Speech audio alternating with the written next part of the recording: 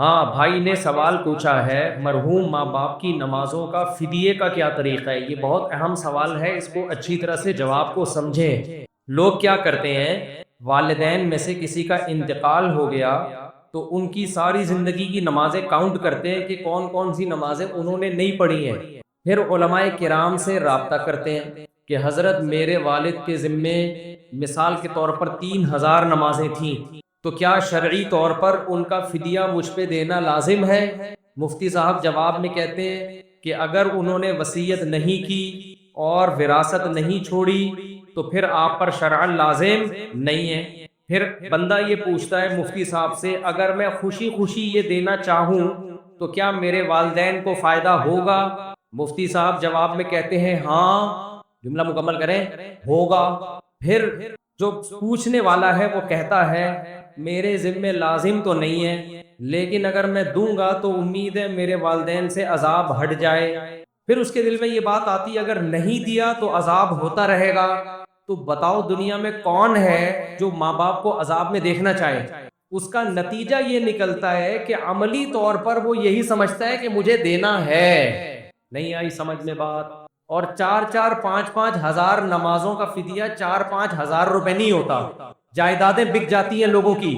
اس لیے میں جب یہ مسئلہ پبلک کو بتاتا ہوں تو میرا بتانے کا اسٹائل تھوڑا سا چینج ہوتا ہے، کیونکہ شریعت کے مزاج کے خلاف ہے۔ شریعت چاہتی ہے کہ والدین کی وراثت اولاد میں تقسیم ہو، وہ فائدہ اٹھائیں اس وراثت سے۔ تو اگر یہ حدیث میں حکم ہوتا نا اس طریقے سے کہ ماں باپ مر جائیں تو تم نے ان کی نمازوں کا کفارہ دینا ہے، اگر ہوتا تو پھر تو آپ کے پاس دوسرا آپشن نہیں تھا۔ حدیث میں ایسا کوئی آرڈر ہے نہیں۔ تو اس لیے مسئلہ یہ ہے کہ اگر ماں باپ نے اپنی نمازوں کی وصیت کی ہے تو پھر جتنی جائیداد چھوڑی ہے اس میں 1/3 میں وہ وصیت پوری کی جائے گی، 1/3 میں، کیونکہ ان کو یہ رائٹ تھا کہ زندگی میں 1/3 یعنی 33.3% کی وہ وصیت کر سکتے تھے، وہ تو پھر آپ نے ویسے ہی کرنی ہے۔ لیکن اگر انہوں نے وصیت نہیں کی ہے تو پھر آپ صرف ان کے لیے دعائے مغفرت کریں، اور جو صدقہ خیرات کی ٹوٹی پھوٹی اللہ توفیق دے دے، کسی غریب مسکین کو کھانا کھلا دیا، کسی کو کنواں کھدوا دیا، جو نارملی کرتے ہیں اس سے آگے بڑھنے کی کوشش نہ کریں، اور اپنے اوپر ایک چیز مسلط نہ کریں کہ پتہ نہیں میرے ماں باپ نے نمازیں چھوڑی ہیں تو عذاب میں نہ ہو، بس دعائیں مغفرت کریں، اس سے زیادہ نہیں، کیونکہ شریعت ہمیں تنگی میں نہیں ڈالنا چاہتی۔ تو اب وہ چونکہ ان کی نمازیں گئیں، وہ اب جو ہے نا وہ سزا تو متعین ہے، اب دعائیں مغفرت کے علاوہ آپ کے پاس کوئی آپشن نہیں ہے، تو اب لاکھوں کروڑوں روپے اس میں دینے کی ضرورت نہیں ہے، اور یہ ٹینشن نہ لیں آپ، بس دعائیں مغفرت کریں ان کے لیے۔ سمجھتے ہو کہ نہیں سمجھتے؟ تو ہوتا ہی ہے نا کہ جب پریکٹیکلی کوئی مفتی پبلک میں رہتا ہے تو اس کو پتا ہوتا ہے کہ اس کے سائیڈ ایفیکٹ کیا ہیں، تو یہ بہت زیادہ لوگ حرج میں آئیں گے، کیونکہ نمازیں تو آج کل بہت سے لوگ شارٹ کر رہے ہیں۔ کون کون اپنے ماں باپ کی فدیے دیتا رہے گا ساری زندگی بیٹھ کے؟ وہ تو فدیوں میں ہی ساری آدھا ہو جائے گا بیچارہ، اتنی زکاتیں نکالے گا، اتنے فدیے دے گا کہ خود کل لوگوں سے فدیے لے رہا ہوگا۔ تو اس لیے اب آپ کے پاس سوائے توبہ استغفار کے کوئی آپشن نہیں، تو اب وہ نمازیں چھوڑ دی، بس توبہ کرو، اللہ معاف کر دے، اللہ سے امید ہے آپ دعائیں جاندار طریقے سے کرو، اللہ سے امید ہے اللہ معاف کر دے گا، اور نارملی جو صدقہ خیرات ایصال ثواب کے لیے کر سکتے ہو وہ کرو۔ قضائے عمری کی نماز، اس زمانے میں بعض مذہبی اسکالرز نے یہ کہنا شروع کر دیا ہے کہ قضائے عمری لازم نہیں ہے، ہر گناہ توبہ سے معاف ہو جاتا ہے، تو نماز اگر قضا ہو گئی، جان کر کسی نے قضا کر دی تو اب توبہ سے معاف ہو جائے گی۔ اور وہ یہ دلیل دیتے ہیں کہ بھائی ہمارے پاس کوئی حدیث ایسی نہیں ہے جس میں پتہ چلتا ہو کہ نمازیں جب ہزاروں لاکھوں آپ کے ذمے ہوں تو قضا پڑھنا بھی ضروری ہے، ایسی ہمارے علم میں کوئی حدیث نہیں۔ یہ ان لوگوں کا دعویٰ ہے اور ان کی دلیل ہے جو کہتے ہیں کہ قضائے عمری لازم نہیں، لیکن پوری امت کا اجماع رہا ہے ماضی میں کہ جب بھی آپ کے ذمے نماز قضا ہوگی آپ پر توبہ بھی لازم ہے اور نماز کی قضا لوٹانا بھی لازم۔ امام احمد ابن حنبل اس کے قائل ہیں کہ اگر آپ نے جان کے نماز قضا کر دی تو صرف توبہ کرنی پڑے گی، قضا نہیں کرنی پڑے گی، لیکن اس کی وجہ یہ نہیں ہے کہ قضا لازم نہیں ہے، وہ کہتے ہیں جب جان کے نماز قضا کر دی تو آپ اسلام سے ہی خارج ہو گئے، کافر ہو گئے، نکاح بھی ٹوٹ گیا۔ تو جب کافر سے مسلمان ہو گئے تو جس کافر نے نمازیں چھوڑی ہیں اس پہ نمازیں تھوڑی لازم ہوتی ہیں۔ تو وہ جو قول ہے نا کہ نماز جان کر قضا کی تو قضا لازم نہیں ہے، وہ ایک الگ قول کی بیس پہ ہے. وہ قول یہ ہے کہ نماز جان کے چھوڑ دینے والا کافر ہے، تو ہم تو اس کو کافر نہیں سمجھتے، ورنہ 2-4 آدمی رہ جائیں گے جنت پہ جانے کے لیے. کیا خیال ہے بھائی؟ اور سارا دن تجدید نکاح ہی ہوتا رہے گا. آج فلاں نماز چھوڑ گئی، چل بھی دوبارہ نکاح پڑا، فلاں نماز چھوڑ گئی تو دوبارہ نکاح پڑا. مہر دے دے کے آدھا ہو جائے گا کہ نہیں ہو جائے گا؟ تو اس لیے ہم تو جمہور کے قول کو لیتے ہیں، امام ابو حنیفہ کے، امام شافعی کے، امام مالک کے قول کو لیتے ہیں کہ نماز جان کر قضا کر دینے سے کافر ہونے کے قریب تو ہو جاتا ہے لیکن کافر نہیں ہوتا. تو جب آپ اس قول کو لیتے ہیں تو پھر اس قول میں تو یہ ہے کہ جب آپ نے جان کے نماز چھوڑی تو آپ مسلمان ہی ہیں. اب جب آپ دوبارہ توبہ کریں گے تو توبہ بھی کرنی پڑے گی اور نمازیں لوٹانی بھی پڑیں گی. تو جو لوگ یہ دلیل دیتے ہیں نا کہ اس کی کیا دلیل ہے کہ اتنے سالوں کی نمازیں قضا پڑھانی پڑیں گی، قضا لوٹانی پڑیں گی، آپ ان سے پوچھا کرو کہ اس کی کیا دلیل ہے کہ نہیں لوٹانی پڑیں گی. دلیل ہمیشہ اس سے پوچھی جاتی ہے جو دعویٰ کرتا ہے. دیکھو نبی صلی اللہ علیہ وسلم نے فرمایا البینۃ علی المدعی، صحیح حدیث ہے یہ، والیمین علی من انکر. دلیل ہمیشہ اس کے ذمے ہے جو دعویٰ کرے، اور جو دعوے کا انکار کرے اس سے صرف قسم لی جائے گی، اس سے دلیل نہیں پوچھی جائے گی. میں مثال سے بات سمجھاتا ہوں، آپ لوگ کا دماغ حاضر ہے کہ نہیں ہے؟ مثال سے سمجھاتا ہوں. آپ کا نام کیا ہے؟ امیر حمزہ صاحب. میں نے کورٹ میں کیس کیا کہ امیر حمزہ نے مجھ سے 2 لاکھ روپے لے کے کھا گیا، دے نہیں رہا. امیر حمزہ 2 لاکھ روپے لے کے مجھ سے کھا گیا، دے نہیں رہا. میں ان کو کورٹ میں گھسیٹ کے لے گیا. کورٹ نے پوچھا امیر حمزہ کیا تو نے مفتی صاحب سے 2 لاکھ روپے لیے؟ امیر حمزہ کہے گا کہ میں نے نہیں لیے. میں نے جج صاحب سے کہا جج صاحب اس سے پوچھو اس کے پاس کیا دلیل ہے کہ میں نے اس کو 2 لاکھ روپے نہیں دیے، اس کے پاس کیا دلیل ہے، گواہ پیش کرے کہ اس نے مجھ سے 2 لاکھ روپے نہیں لیے. جج نے اس سے پوچھنا شروع کر دیا بتا بھائی تیرے پاس کیا دلیل ہے کہ تو نے نہیں لیے. تو جج کو دماغی علاج کی ضرورت ہے یا نہیں ہے؟ ویسے تو ججوں کو ہوتی، استغفر اللہ، یعنی جج کو دماغی علاج کی ضرورت ہے یا نہیں ہے؟ اس سے پوچھ رہا ہے کہ تیرے پاس کیا دلیل ہے کہ تو نے نہیں لیے. ابے نہیں لینے کی دلیل نہیں ہوتی، دلیل اس پہ ہوتی ہے دیے ہیں. جج مجھ سے پوچھے گا تمہارے پاس کیا دلیل ہے کہ تم نے دیے ہیں، تم گواہ لے کر آؤ. میں کہوں میں جب دے رہا تھا میرے پاس گواہ تھوڑی تھے، اس کے بولو گواہ لے کر آئے کہ اس نے نہیں لیے. ابے نہیں لینے پہ دلائل نہیں ہوتے، دلائل اس پہ ہوتے ہیں کہ میں نے دیے. ہاں میں نے 2 گواہوں سے ثابت کر دیا، جمشید اور غفار کو میں لایا، میں نے 2 گواہوں سے ثابت کر دیا کہ جج صاحب یہ دونوں گواہی دے رہے ہیں کہ فلاں تاریخ کو اتنے بج کے اتنے منٹ پر اس کو میں نے 2 لاکھ روپے دیے ہیں. اب یہ دعوے کی نوعیت چینج ہو گئی، میں نے ثابت کر دیا. اب یہ جواب میں کہہ رہے جج صاحب میں نے وہ 2 لاکھ منگل کو واپس کر دیے تھے، جج صاحب میں نے وہ 2 لاکھ روپے منگل کو واپس کر دیے.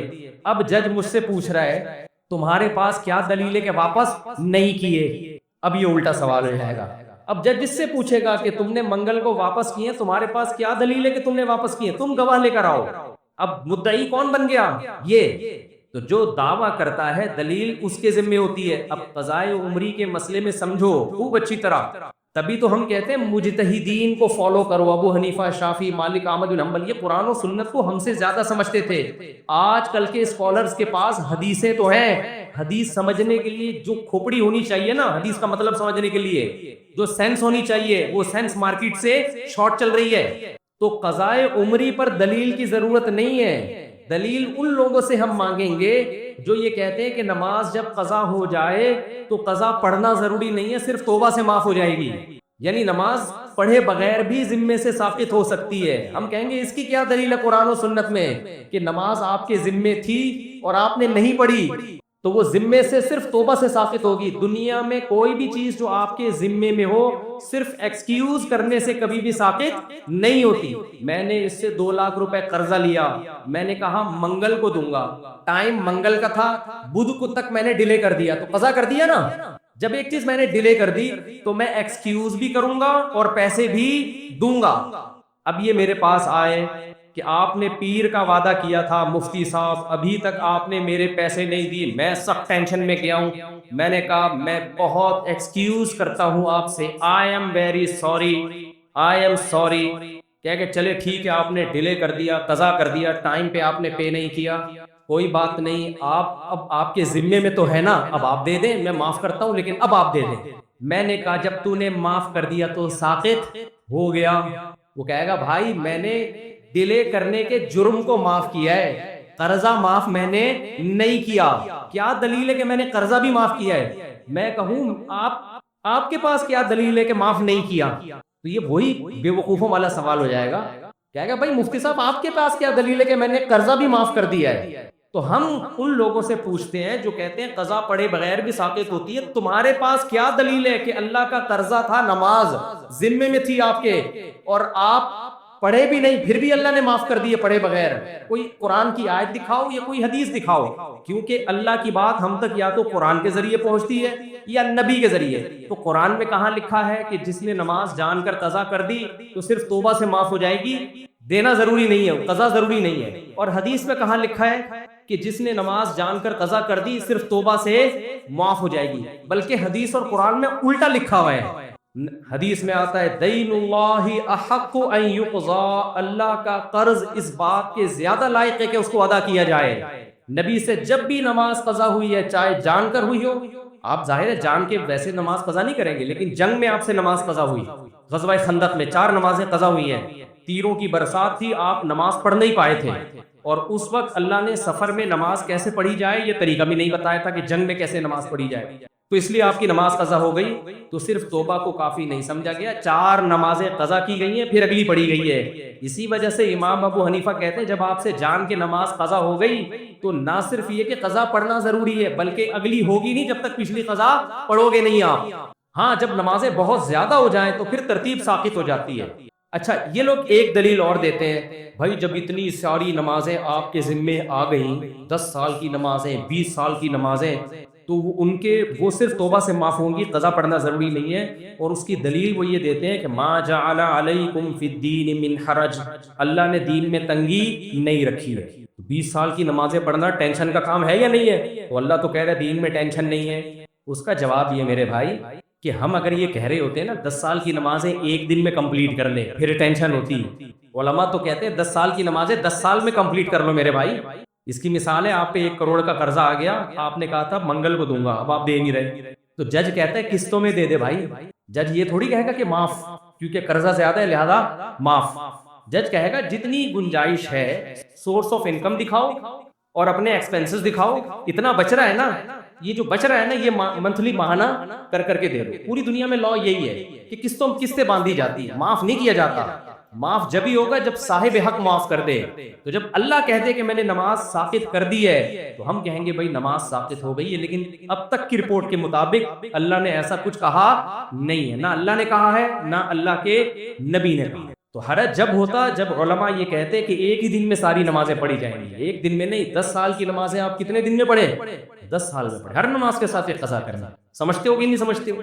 چلو بھائی اگلا سوال، بچہ میرے ہاتھ میں، گزارش ہے کہ ایک بندے کو بیماری کی وجہ سے ختنہ کرانے سے روکا گیا تو اس کی کمائی کا کیا حکم ہے؟ آئے بھائی ختنے کا کمائی سے کوئی تعلق نہیں ہے۔ ایک آدمی نے ختنے کی، ایک قریبی دوست کو دعوت میں نہیں بلا سکا، ایک آدمی نے ختنے کی، قریبی دوست کو دعوت میں نہیں بلا، وہ ناراض ہو گیا، تو وہ گیا ہمارے حضرت کے کسی استاذ یا والد صاحب کے پاس۔ ہمارے حضرت مصری شیخ صاحب کے والد جو تھے نا بڑے خوش مزاج تھے، تو جا کے کہنے لگا اس نے ختنے کی دعوت کی مجھے بھی نہیں بلایا۔ حضرت کے والد نے فرمایا اتنی سی بوٹی تھی کس کس کو کھلاتا میرے بھائی؟ اتنی سی بوٹی تھی کس کس کو کھلاتا؟ شکر کر نہیں بڑھائی۔ جی شادی کے لیے دعا۔ اچھا میرے بھائی جس کے ذمے قضا نمازیں ہوں اور رکاوٹ نہ کر سکتا ہو کتنے دن میں، تو کتنے دن ادا کرے؟ بھائی روزانہ 1 دن کی کم از کم نماز قضا کرے، فجر کے ساتھ فجر پڑھ لے، ظہر کے ساتھ ظہر پڑھ لے، اس طرح سے۔ کیا جنازے کے بعد شامل ہونے والے افراد کو کھانا کھلانا لازم ہے، بریانی وغیرہ؟ دیکھو ایک تو میت کے نام پہ کھانا ہوتا ہے وہ تو ٹھیک نہیں ہے، لیکن بعض دفعہ یہ ہوتا ہے کہ رشتہ دار دور سے آتے ہیں تو بھوک کا ٹائم ہوتا ہے، وہ جنازہ دفنا کے آتے ہیں، ان کا پیٹ کمر سے چپکا ہوا ہوتا ہے، تو ان کو کھانا کھلانے میں کوئی حرج نہیں۔ اگر ان کو بھی نہیں کھلائیں گے تو 2-4 جنازے اور لیٹے ہوئے ہوں گے، کیونکہ ہم خود بھگتے ہوئے ہیں۔ ہمارے ایک ریلیٹیو کا انتقال ہوا، ہم گئے کراچی سے ملیر لانڈھی، وہ بھوک سے حالت خراب ہوئی ہوئی تھی، دفنا کے آئے ہیں تو بھائی خود لگنے لگا کہ اب اگلا نمبر کس کا ہے؟ ہمارا ہے۔ تو کسی پڑوسی نے کھانا لگا دیا، ہم نے کہا اس کو اتنی دعائیں دی کہ اللہ تیرا بھلا کرے۔ تو ایسی ضرورت میں اگر کوئی کھانا کھلا رہا ہے تو میت کے اہل کھانا نہ کھلائیں، کیونکہ حدیث میں ہے کہ خود ان کو کھلاؤ، یہ غم میں ہے۔ لیکن اڑوس پڑوس کو چاہیے کہ جو مہمان آئے ہوئے ہیں دور سے اور کھانے کا ٹائم بھی ہو چکا ہے. بعض دفعہ ٹائم ہی نہیں ہوتا کھانے کا، پھر ضرورت نہیں ہے. کھانے کا ٹائم بھی ہے، دور سے آئے ہوئے ہیں تو ان کو بھوک لگ رہی ہے، تو ان کو کھلانے میں کوئی حرج نہیں ہے. تو وہ والا کھانا نہیں کہلائے گا جس کو میت کا کھانا کہتے ہیں، تو ضرورت کی وجہ سے. قرآن پاک میں ہے لیس علیکم ان تاکلوا جمیعا، اس سے معلوم ہوتا ہے کہ ساتھ کھانا اور اکیلے کھانے میں کوئی فرق نہیں ہے. اور حدیث میں ہے کلوا جمیعا ولا تتفرقوا، مطلب ایک ساتھ کھاؤ. دیکھو قرآن میں آتا لیس علیکم جناح ان تاکلوا جمیعا او اشتاتا. اس آیت کا ایک خاص مطلب ہے. جب یہ آیت نازل ہوئی نا کہ کسی کا مال ناحق طریقے سے مت کھاؤ، بہت شدید وعید ہے اسلام نے اس پر کہ کسی کا ایک نوالا بھی آپ حرام نہیں کھا سکتے. تو صحابہ ڈر گئے. انہوں نے کہا ہم تو رشتہ داروں کے ہاں جا کے مل جل کے کھاتے ہیں، تو ایسا نہ ہو کہ دو نوالے ہم زیادہ کھا لیں، جتنا حق بنتا ہو اس سے ہم زیادہ کھا لیں. تو گھروں میں جا کے انسان بے تکلف ہو کے کھاتا ہے اپنے چچا خالہ پھوپھی ماموں کے گھر نا. تو قرآن نے خوف کو ختم کر دیا کہ نہیں بھائی یہ تو تمہارے ریلیٹو ہیں، ان کے گھر جا کے کھانے میں کوئی حرج نہیں ہے، وہاں کوئی نوالے گنتا تھوڑی ہے. تو لیس علیکم جناح ان تاکلوا جمیعا او اشتاتا، انڈیویجولی بھی کھا سکتے ہو انفرادی طور پر، اور مل جل کے بھی کھا سکتے ہو. اس میں کوئی دو نوالے زیادہ کھا لیے کسی نے کم، اس سے کوئی فرق نہیں پڑتا. تو یہ تو ایک مسئلہ بیان کیا گیا کہ جائز ہے. باقی حدیث میں ترغیب ہے کہ اکٹھے کھانا یہ زیادہ بہتر ہے، اس سے برکت ہوتی ہے، محبت بڑھتی ہے. انگریزوں میں کیا ہو گیا ہے، محبت مارکیٹ سے شارٹ. ہر آدمی اخبل طریقے سے بس انڈیویجولی بیٹھ کے کہیں کھا رہا ہوگا. گھروں میں بھی اب دیکھو پہلے دسترخوان لگتا تھا، سب مل کے کھاتے تھے. اب کیا ہوتا ہے کچن سے سب نے اپنے سالن نکالا، کوئی ادھر صوفے کے نیچے گھسا ہوا ہے، کوئی بیڈ کے نیچے گھسا ہوا ہے، کوئی کچن میں گھسا ہوا ہے، ہر آدمی اپنے طریقے سے. تو اس سے محبتیں کیا ہوتی ہیں، ختم ہوتی ہیں. تو یہ غلط طریقہ ہے نا. باقی جائز یہ بھی ہے، سب طرح سے جائز ہے. کھانے کو فوکس کرو اور طریقے کو فوکس مت کرو.